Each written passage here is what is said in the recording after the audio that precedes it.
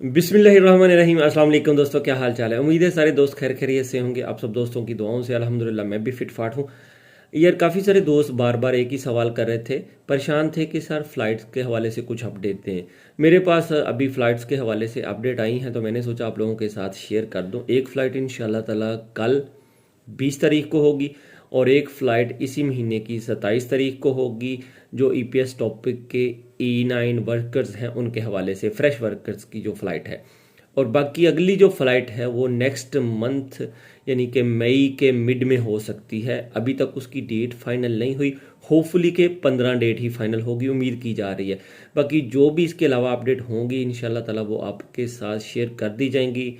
आप लोग तसल्ली रखें, अल्लाह पाक पे भरोसा रखें, अपने लिए दुआ करें, दूसरों के लिए दुआ करें। अल्लाह पाक आप सबके लिए आसानियाँ पैदा करे। थैंक यू, जज़ाकल्लाह, अल्लाह निगहबान।